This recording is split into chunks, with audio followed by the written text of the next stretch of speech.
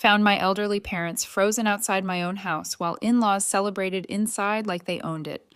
All what I did next destroyed their lives completely. My name is Julia, and I am 35 years old. Nothing prepared me for what I saw that night. My parents, both in their 70 seconds, stood shivering outside my own front door. Lips blue from the cold, while inside my in-laws hosted an elegant dinner party with strangers. My father clutched his chest, his recent heart surgery scar hidden beneath layers that weren't enough against the freezing temperature. My mother could barely stand, her arthritis worse. What happened next changed everything for all of us. Before I continue, let me know where you are watching from. Please like and subscribe to hear how I made sure they would never hurt my family again. Growing up, my parents gave me everything they possibly could despite our modest means. My father worked 2 jobs for 20 years straight. His hands always rough from labor but gentle when holding mine. My mother stretched every dollar, making miracles happen at our dinner table, ensuring I never felt the pinch of our financial limitations. When I got accepted to college with a partial scholarship, they emptied their small savings account without hesitation. During those 4 years, they never once complained about their sacrifices. My father developed heart problems in his 60s, culminating in a triple bypass surgery just 8 months. His recovery had been steady but fragile, requiring daily medication and careful monitoring of his activity levels. My mother's severe rheumatoid arthritis had progressively worsened over the past decade, making simple tasks like opening doors or holding cups increasingly difficult. Despite these challenges, they maintained their independence, living in the same small ranch house where I grew up, just 15 minutes from my new home. Our family traditions remained strong despite my busy career. Sunday dinners were sacred, and I called them daily, often on my lunch breaks. They beamed with pride at my career achievements, framing my first business card and displaying it prominently on their refrigerator. When I landed my first promotion, my father cried with joy, saying I had exceeded all his dreams for me. I met Robert at an industry conference 7 years ago. He worked for a competing agency, but charmed me completely during a panel discussion, where we both served as speakers. His confidence and ambition mirrored my own, and our shared passion for creative marketing strategies gave us an instant connection. After exchanging business cards, we met for coffee that expanded into dinner and eventually a whirlwind romance. Within a year, we were married. We were married in a ceremony that, looking back, contained warning signs I chose to ignore. Our early marriage seemed idyllic. We supported each other's careers, celebrated wins together, and purchased a small starter condo that we spent weekends painting and furnishing. Robert would make breakfast on Sunday mornings before we headed to my parents' house for dinner. In those early days, he seemed genuinely fond of my parents, bringing my father's special coffees and helping my mother with household repairs. The first warning signs emerged so subtly that I dismissed them, like how Robert would always take calls from his parents, regardless of what we were doing or how their opinions seemed to outweigh anyone else's, including mine. My first encounters with my in-laws, Nancy and Walter, should have raised more red flags than they did. They arrived at our engagement party in matching designer outfits, surveying my parents' modest home with barely concealed disdain. Nancy commented on how charming it was to see simple living in this day and age, while Walter asked my father about his investment portfolio, scoffing when Dad mentioned his pension plan. During wedding planning, they insisted on controlling aspects that traditionally belong to the bride's family, questioning every decision I made about flowers, venue, and food. "You clearly haven't been to many proper weddings," dear Nancy told me when I selected wildflowers for my bouquet. "Let me handle this so you don't embarrass Robert." Robert minimized their behavior, calling his mother particular and assuring me that their intentions were good. "They just want the best for us," he would say after particularly cutting remarks.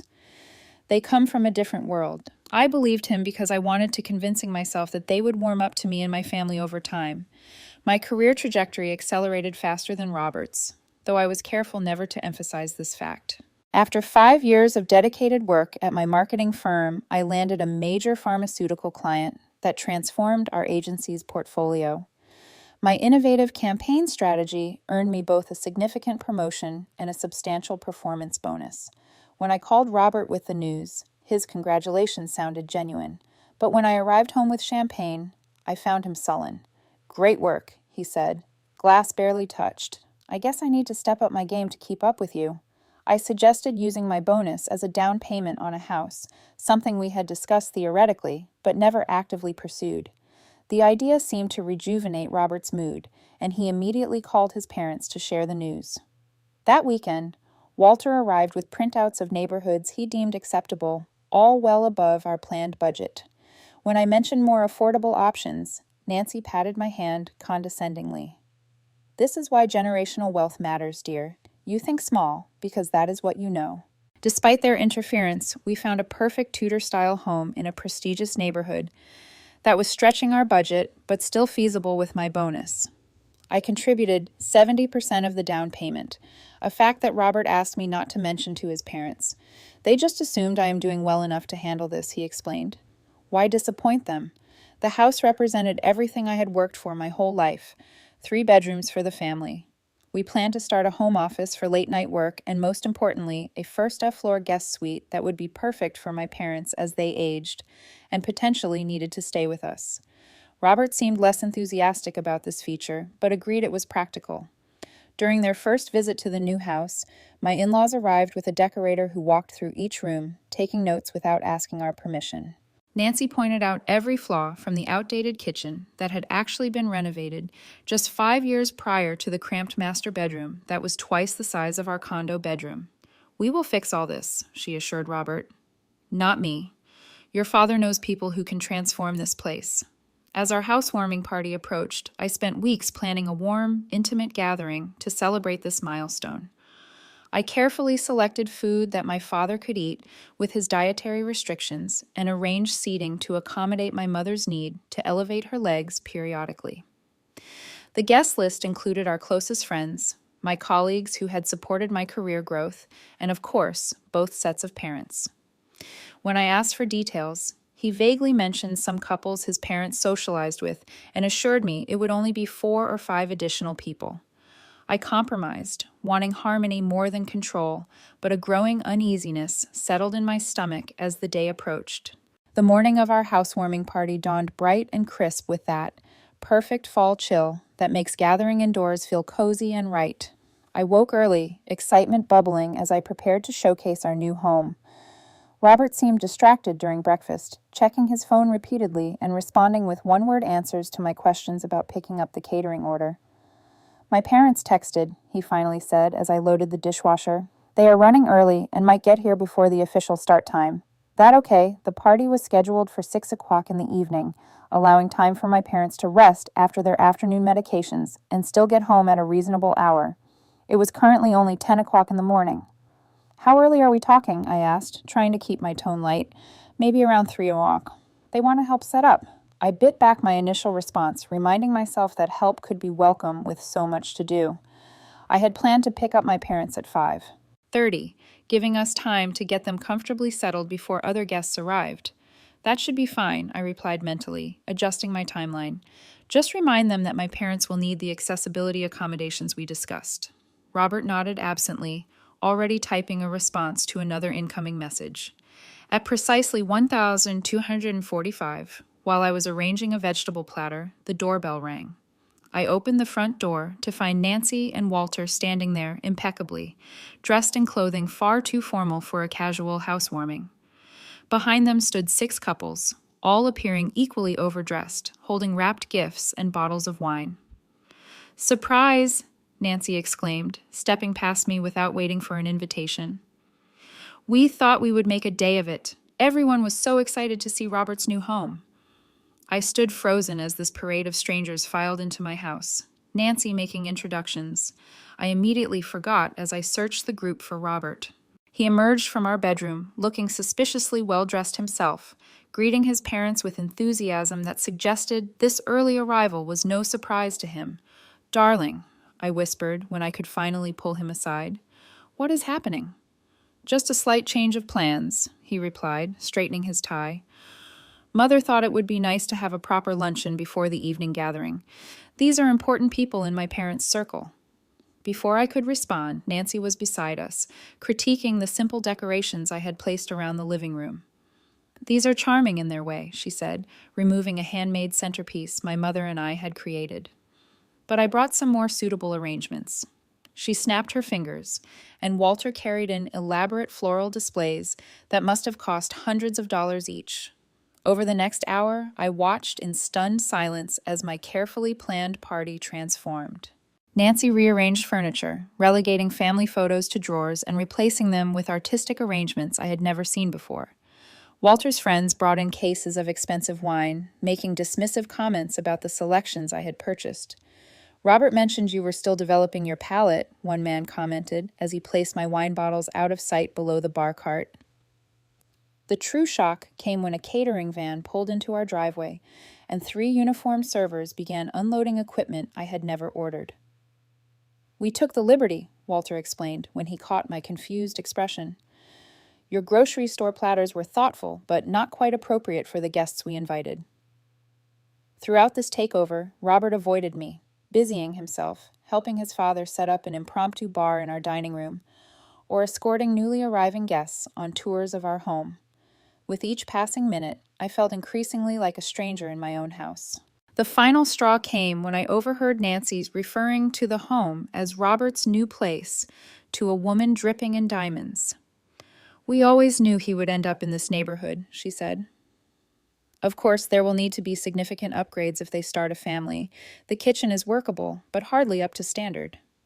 Walter joined them, adding, "We are discussing converting the guest suite into a proper library. Much better use of the space." The guest suite I had specifically chosen for my parents.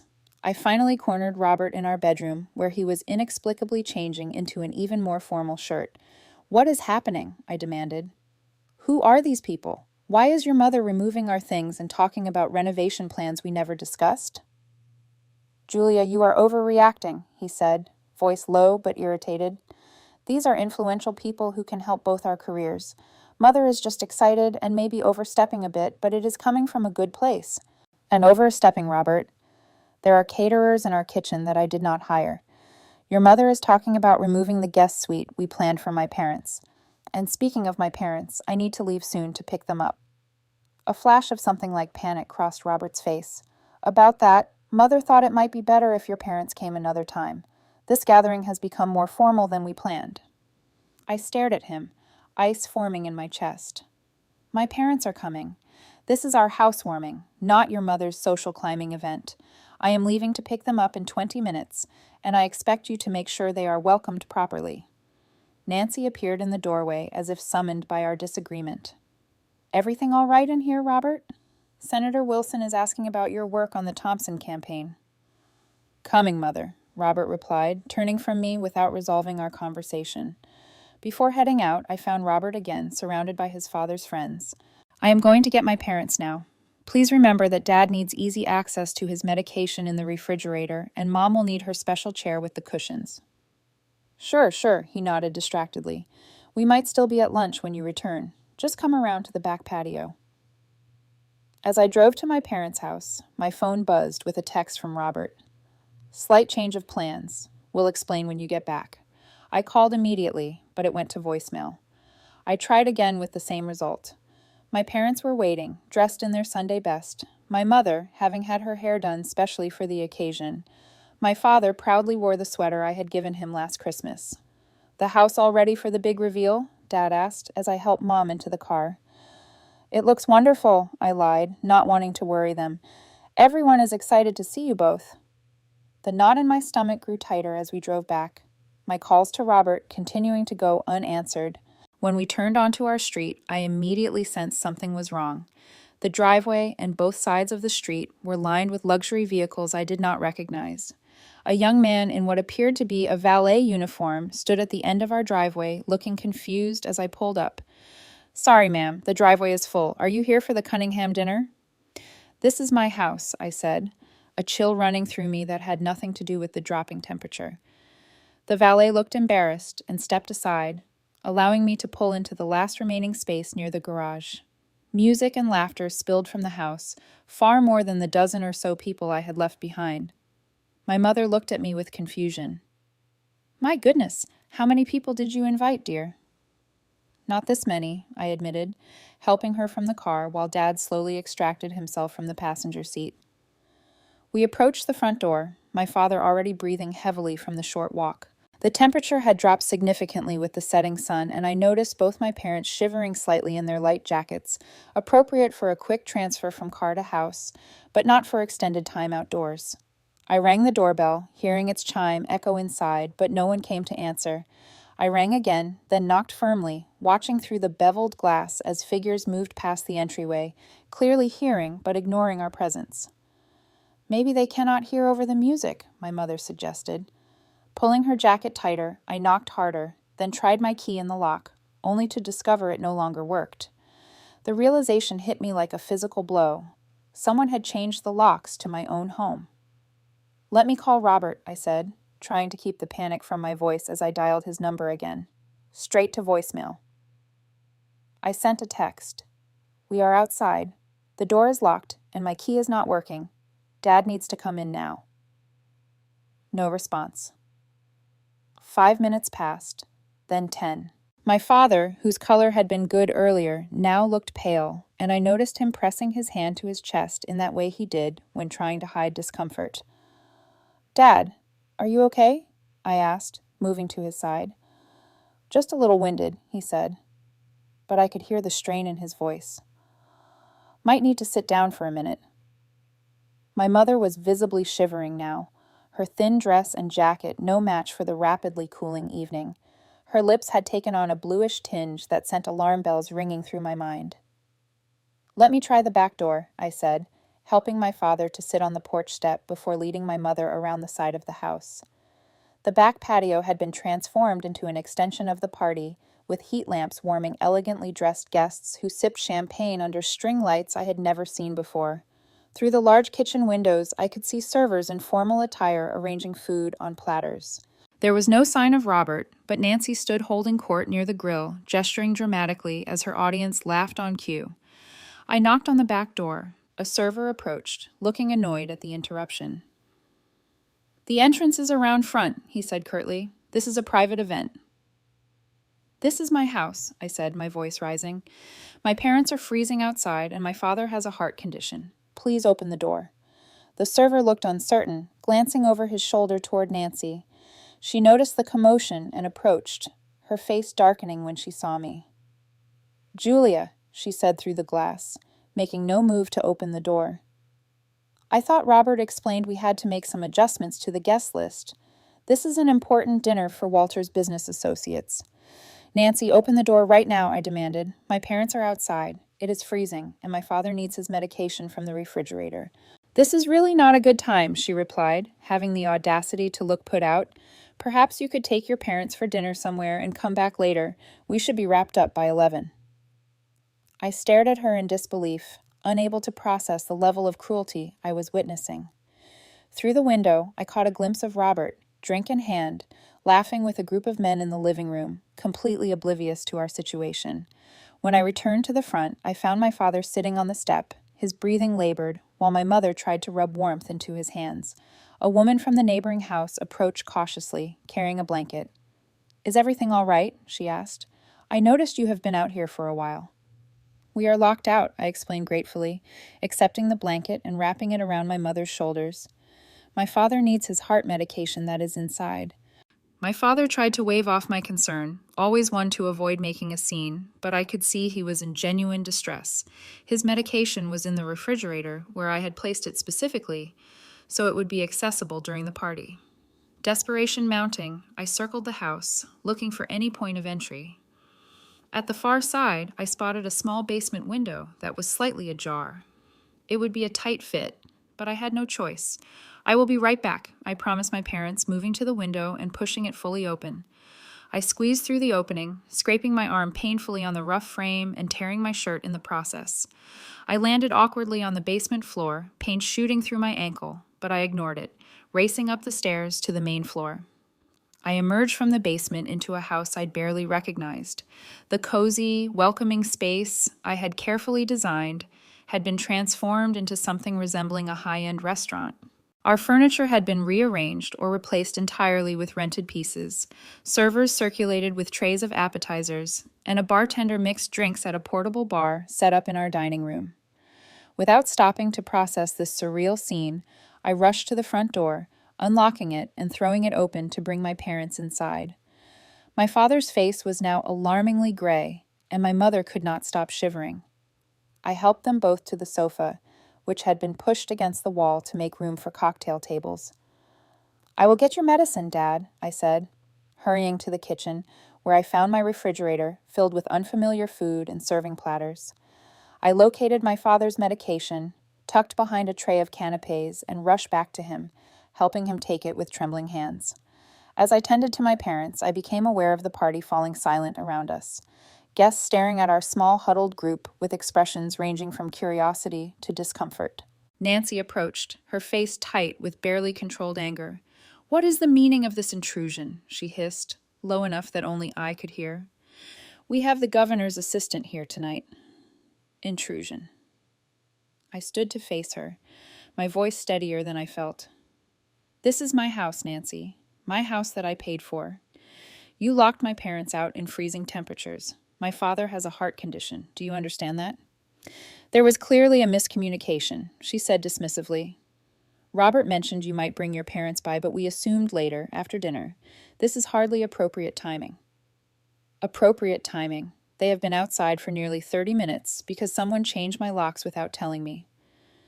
NY's eyes narrowed. "The security in this neighborhood requires proper precautions. Robert agreed the locks needed upgrading." "Where is Robert?" I demanded, scanning the room. Nancy gestured vaguely toward the kitchen. "Discussing business opportunities with Walter's associates. I would appreciate if you did not disturb them with this domestic matter." I found Robert in the kitchen, drink in hand, engaged in animated conversation with 3 older men. His face dropped when he saw me, a flash of guilt quickly replaced by irritation. "Julia," he said, voice overly bright, "I was just telling these gentlemen about our marketing approach to healthcare clients." "My father nearly collapsed outside," I said without preamble. "Someone changed our locks. Why did you not answer your phone?" Robert glanced nervously at the men beside him. "There must have been a miscommunication. I thought we discussed your parents coming another time, since the party evolved into more of a business dinner." "No, Robert, we did not discuss that. And even if we had, you let my parents stand outside in the cold for half an hour." My father's lips were blue. "You are overreacting," he muttered, guiding me away from his companions. "It cannot be that cold yet. It is only October." As if to punctuate the absurdity of his statement, a commotion arose from the living room.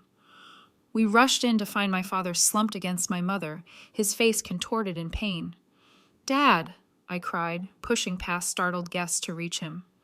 "Chest hurts," he gasped, clutching at his shirt. My mother looked up at me, tears streaming down her face. "He said he feels like his last heart attack."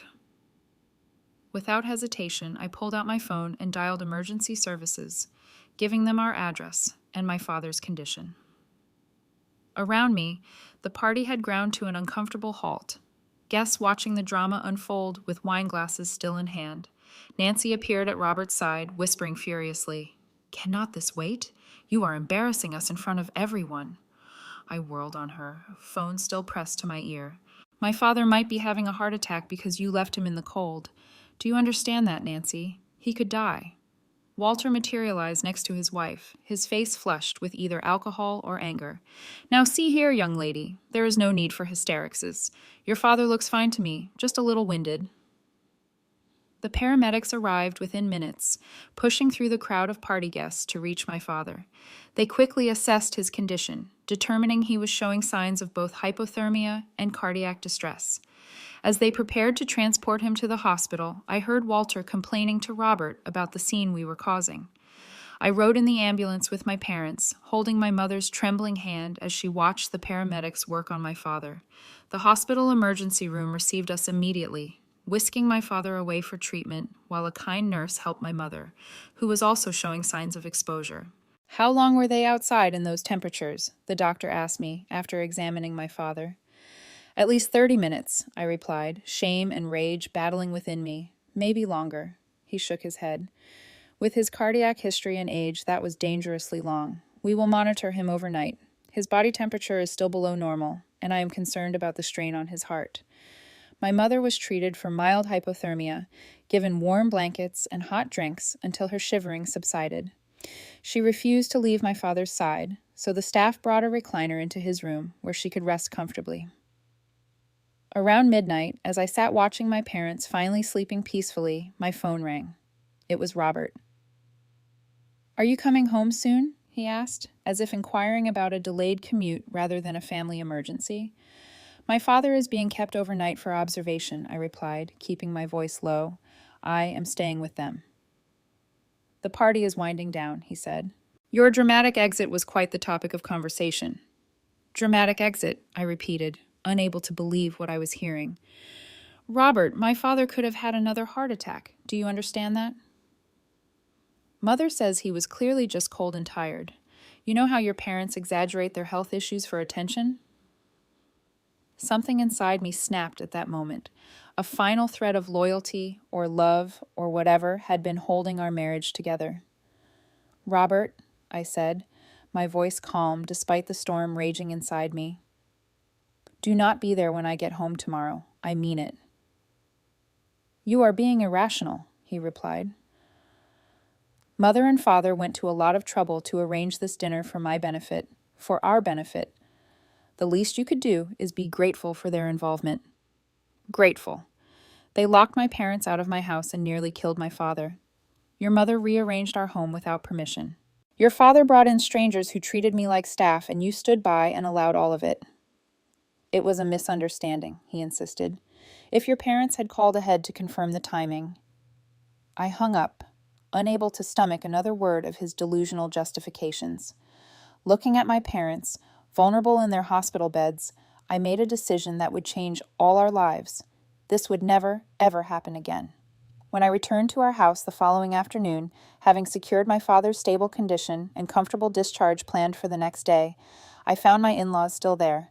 The party debris had been mostly cleared away, presumably by the caterers, but evidence of the evening remained in the form of wine stains on our new carpet and cigarette burns on the wooden coffee table we had carefully selected.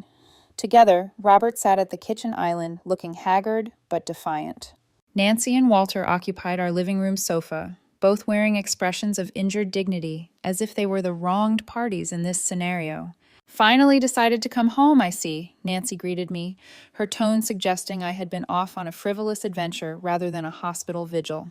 I ignored her, addressing Robert directly. "How is my father doing? Did you bother to call and check?" Robert had the grace to look slightly ashamed. "I figured you would let me know if there was any change." Nancy stood, smoothing her immaculate slacks. "Well, now that this little drama has settled, we should discuss the dinner party. Despite your unfortunate exit, it was quite successful. Senator Wilson's aide mentioned possibly connecting Robert with their media team." I stared at her, wondering if I had entered some parallel universe where human decency did not exist. "My father is in the hospital because of you, and you want to talk about networking opportunities." "Now, Julia," Walter interjected, "let us maintain perspective. Your father has health problems. That is hardly our fault. If anything, you should have considered his condition before bringing him to an evening event." An evening event at my own house, that I specifically planned with his needs in mind before you hijacked it completely. "We did not hijack anything," Nancy said with an imperious wave of her hand. "We simply elevated a simple gathering into something beneficial. Robert agreed with our adjustments." I turned to my husband. "Is that true? Did you agree to change the locks without telling me?" Robert shifted uncomfortably. "Mother thought our security needed upgrading. I was going to give you the new keys, but with all the preparations, it slipped my mind." "And the caterers, the valet, the 40 strangers in our living room?" "I may have mentioned to Mother that we were having a small housewarming," he admitted. "She offered to help make it special." "Special?" I repeated, incredulity rising. "Robert, they took over our home, removed our personal items, and treated my parents like unwelcome intruders. How is any of that special?" Nancy made a dismissive sound. "Your sentimentality is charming, but impractical, dear. This house has potential to be a proper entertaining space. Those little crafts and family photos are lovely for private areas, but not for public rooms." "Public rooms. This is a private home, Nancy. Our home." "Of course it is, dear," she replied condescendingly. "But Robert has always understood the importance of maintaining certain standards. His father and I have a wide social circle that can be tremendously advantageous to both of you." "Did you know they were planning this?" I asked Robert directly. He would not meet my eyes. Mother mentioned possibly hosting their annual dinner here since we have more space now. I did not realize it would be last night. When did you know? When did you realize what they were planning? Robert hesitated. When they arrived early with the first guests, but by then everything was already in motion. And you did not think to call me, to warn me that our housewarming had turned into your parents' networking event? I knew you would be upset, he said, as if that explained everything. The magnitude of his betrayal washed over me in waves. Not just the party, but the fundamental misalignment of our values and priorities. Who was this man who could leave his in-laws shivering in the cold while he schmoozed with strangers, who valued his parents' social climbing over basic human decency? I am going to pack a bag, I said quietly. I cannot stay here tonight. Do not be dramatic, Julia, Nancy interjected. Every marriage has adjustments. Robert is simply balancing family obligations. Family obligations. I turned to her, no longer bothering to hide my contempt. Is that what you call endangering my father's life, humiliating my mother, taking over our home without permission? We did you a favor, Walter said, his voice hard. This house was clearly beyond your experience level. Robert mentioned how you insisted on handling the decorating yourself despite our offers to bring in professionals. As I headed upstairs to pack, I heard Nancy stage whisper to Robert, "Perhaps this house was too ambitious for someone of her background. There is no shame in admitting one is out of their depth." I packed quickly, taking only essentials, aware of Robert watching from the doorway but making no move to stop me. As I zipped my suitcase, he finally spoke. "Where will you go?" "To check on my parents. Then to Vanessa's," I replied, naming my closest friend. "Do not call me unless it is an actual emergency." Nancy appeared behind Robert, her expression one of practiced concern. "Running away never solved anything, dear. In my experience, young wives often get overwhelmed by the responsibilities of maintaining a proper home." I walked past them both without responding, my mind already shifting from emotional hurt to strategic planning. This was no longer about a ruined party or even a betrayal of trust. My parents had been put in actual physical danger, and the casual cruelty with which my in-laws dismissed this fact revealed a toxicity I could no longer ignore. At Vanessa's apartment that evening, I broke down completely, releasing tears I had held back for my parents' sake.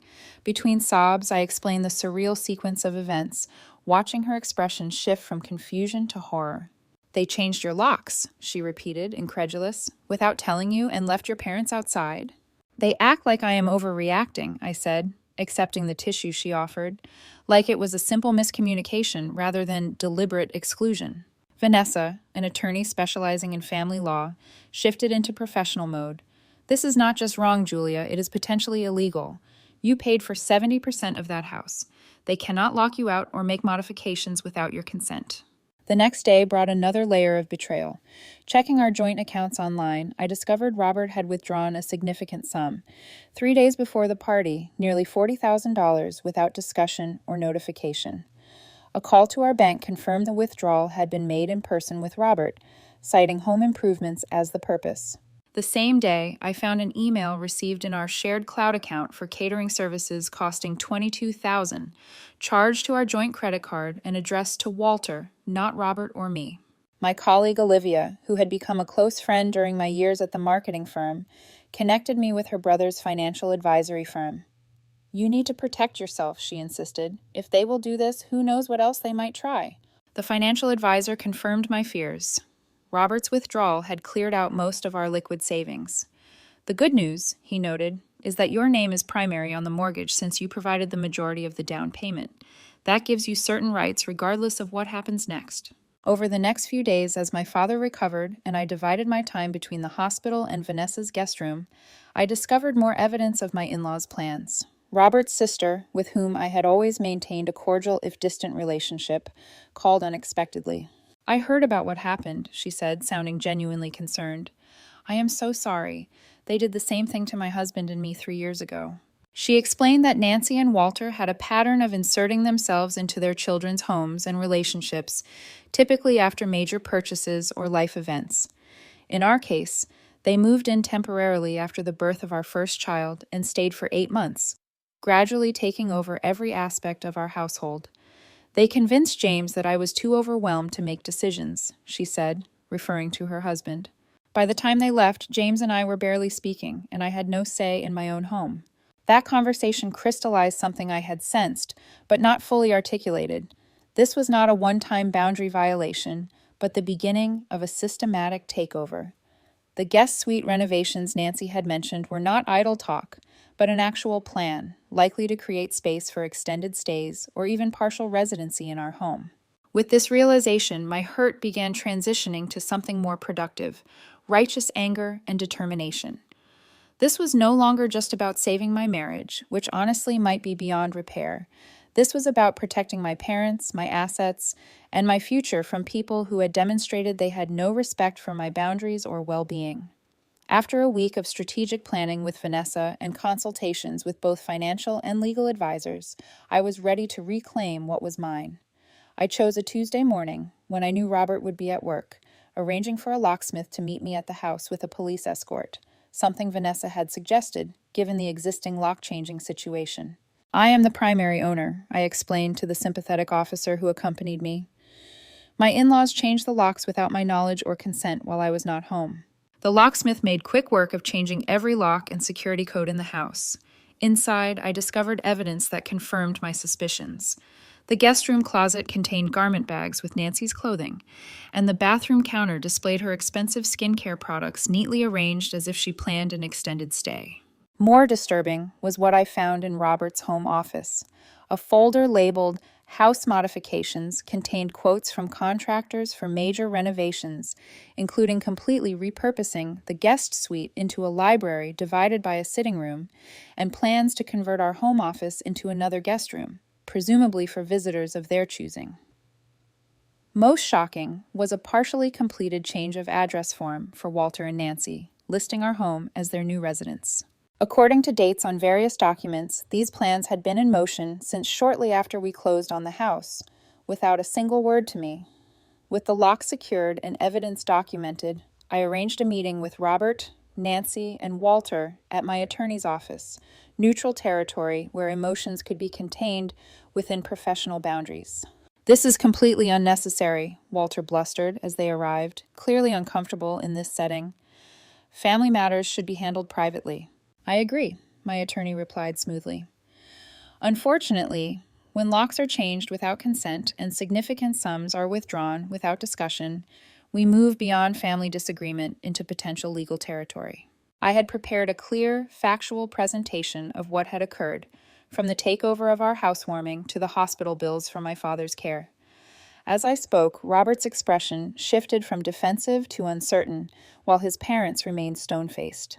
The $40,000 Robert withdrew has been partially accounted for through payments to caterers and event staff, I concluded. The remaining funds must be returned to our joint account within 48 hours, or we will proceed with formal legal action. "This is absurd," Nancy interrupted. "Robert was simply securing funds for necessary improvements to the property, improvements that would increase its value substantially. Improvements never discussed with or approved by the primary mortgage holder," my attorney pointed out. "And as for the events of that evening, we have medical documentation of the harm caused to Julia's father, which could potentially constitute a case for elder endangerment." That phrase landed like a bomb in the room. Elder endangerment carried serious legal and social consequences, particularly for people like Nancy and Walter, who valued their communities standing above all else. "There was no endangerment," Walter protested. "It was a cool evening, not the dead of winter." My attorney silently placed my father's medical report on the table, where terms like cardiac distress, precipitated by exposure, and hypothermic symptoms were clearly highlighted. Robert, who had remained largely silent, finally spoke. "What do you want, Julia? Just tell me what you want to resolve this." I had given this considerable thought, balancing my anger with practical considerations. First, the complete return of all funds withdrawn without mutual consent. Second, written agreement that no modifications will be made to our property without documented approval from both of us. Third, your parents will not have unsupervised access to our home under any circumstances, and any visits must be agreed upon in advance. Fourth, payment of all medical expenses incurred as a result of that night. "This is extortion," Nancy hissed. "This is accountability," I corrected, "and it is non-negotiable." To everyone's surprise, including possibly his own, Robert sided with me. "We will return the money," he said quietly, and cover the medical bills, of course. The shift in Robert's position clearly shocked his parents. Walter's face flushed dark red, while Nancy went completely pale. "Robert, you cannot possibly be considering these ridiculous demands," she said, her voice rising. "After everything we have done for you, the connections we have provided." "You left her parents in the cold, Mother," Robert replied, sounding tired. "Her father could have died. How would that have looked for your precious connections?" That meeting marked a turning point, not just in my strategy, but in Robert himself. In the days that followed, as funds were returned and agreements formalized, he began individual counseling at my insistence. The therapist, specializing in family dynamics, helped him recognize patterns of manipulation that had defined his relationship with his parents since childhood. "They controlled everything," he told me during one of our carefully neutral coffee meetings to discuss logistics. "My schools, my friends, my career path. Anything that deviated from their vision was met with withdrawal of love and approval." I never realized how deep it went until Dr. Harrison started asking about my earliest memories of making choices. While this insight helped explain his behavior, it did not excuse it. Trust once shattered cannot be instantly restored through explanation. I maintained my separate living arrangement at Vanessa's while considering my options. The most satisfying aspect of the resolution came in the form of social and community consequences for Nancy and Walter. Word of the incident spread through their carefully cultivated social circle, with my attorney's precise choice of words, elder endangerment, carrying particular weight. Invitations to key social events suddenly stopped arriving. Board positions were quietly not renewed. The currency they valued most, social standing, experienced significant deflation. Robert's sister reached out again, this time with other siblings on the call, all sharing similar stories of boundary violations and manipulation. For perhaps the first time, they spoke openly about patterns they had individually experienced, but never collectively acknowledged. This family therapy of sorts seemed to strengthen Robert's resolve to establish healthier relationships with his parents. As for our marriage, it hung in a delicate balance. The core breach of trust, when Robert chose his parents' wishes over my well-being, and worse, over my parents' safety, had created a chasm not easily bridged. Yet his willingness to acknowledge the wrongdoing and take concrete steps toward change left the door open, if just barely, to potential reconciliation. "I understand if you want to divorce me," he said during a particularly honest conversation. "What happened is unforgivable, but I want you to know I am committed to changing whether we stay together or not. I never want to be that person again." I had separation papers prepared, but not filed, a contingency plan rather than an immediate intention. As Robert continued therapy and maintained appropriate boundaries with his parents, I allowed myself to consider the possibility of rebuilding rather than discarding our relationship. "Trust takes time," my own therapist reminded me, "and it is okay to protect yourself while you evaluate whether that trust can ever be fully restored." 6 months after that fateful night, our lives had found a new pattern.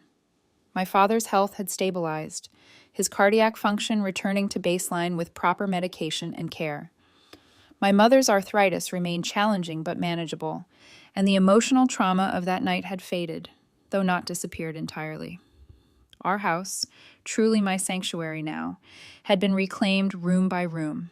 The guest suite remained intact, ready for my parents' visits, which occurred regularly, but always with advanced planning and clear expectations. The formal decorations Nancy had installed were donated or returned, replaced by items that reflected my taste and our actual lifestyle. My career continued to flourish, with the perspective gained through personal crisis oddly enhancing my professional judgment. Priorities became clearer, and I found myself better able to distinguish between truly important matters and mere urgencies.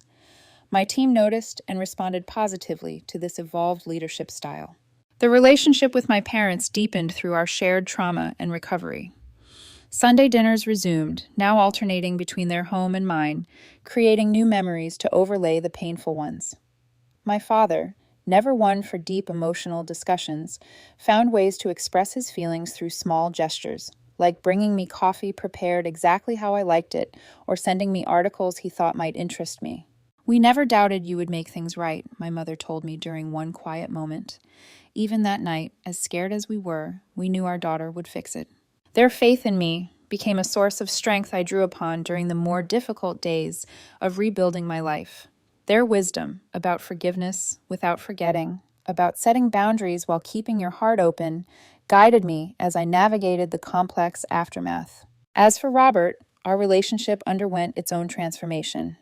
After 3 months of separation, during which he maintained his commitment to therapy and establishing appropriate boundaries with his parents, we began the tentative process of reconciliation. This was not the automatic resumption of our previous marriage, but the careful construction of something new and hopefully stronger. I have never stood up to them before, he admitted during one of our counseling sessions. Not really. I thought I was keeping peace, finding compromises, but I was actually just avoiding conflict at all costs, including the cost of your trust and your parents' safety. The journey was neither smooth nor guaranteed. We established a detailed relationship agreement with clear expectations and boundaries, particularly regarding his parents. Nancy and Walter were permitted limited, supervised contact, only with immediate consequences for any boundary violations. The first such visit was awkward and tense, but necessary to establish that the old dynamics would not be tolerated. "Your home is lovely, dear," Nancy said with obvious effort, the compliment foreign on her lips. "Thank you," I replied simply, neither seeking nor expecting more. They had been required, as part of our agreement, to provide financial restitution for all medical expenses related to that night. This tangible acknowledgement of harm done was non-negotiable from my perspective. Regardless of any emotional reconciliation that might or might not occur, the experience transformed me in ways I never anticipated. I discovered reserves of strength I had not known I possessed, and learned that standing firm was not the same as being rigid. Setting boundaries was not an act of vengeance, but of self-preservation and protection for those I loved most. At work, I found myself in a natural mentorship role, particularly for younger women navigating complex professional relationships. Without sharing all the personal details, I was able to offer guidance on recognizing manipulation, setting appropriate boundaries, and advocating effectively for oneself. "You seem different," my colleague Jordan observed, after a particularly challenging client meeting where I had maintained my position despite significant pressure. "More certain, somehow." "I learned that protecting what matters is not selfish," I replied. "It is necessary." Creating a new normal took time and intentional effort. Our home gradually became a true reflection of our values, rather than a showcase or battleground. Supportive friendships like those with Vanessa and Olivia deepened through the crisis. While more superficial relationships naturally fell away, I found a healthier balance between career ambition and personal well-being, no longer measuring success solely through professional achievements. The perspective gained through nearly losing my father made crystal clear what truly mattered in life. The most profound lesson was understanding that family is defined by respect and care, not merely by blood or legal ties. The people who truly deserve a place in your life are those who honor your boundaries and value your well-being. Sometimes those people are relatives, and sometimes they are friends who become family by choice. Standing up for yourself and your loved ones is not an act of revenge, but of necessary self-preservation. The boundaries we create protect love rather than diminish it, creating safe spaces where genuine relationships can flourish without manipulation or fear. When crisis strikes, it reveals the true character and priorities of everyone involved. This painful clarity, while initially devastating, ultimately provides the information needed to build a life aligned with authentic values rather than external expectations. Looking forward, I focus on creating a future built on genuine respect and mutual care. The journey has been difficult but necessary, and I carry forward not bitterness, but wisdom, not anger but discernment about who deserves a place in my inner circle. Have you ever had to stand up to family members who crossed your boundaries? What did you learn from the experience? I would love to hear your stories in the comments below. If this resonated with you, please like and subscribe to my channel for more real-life experiences and lessons learned. And remember, sharing these stories helps others recognize and address similar situations in their own lives. Thank you for being here with me through this journey. Stay strong, set healthy boundaries, and protect what truly matters.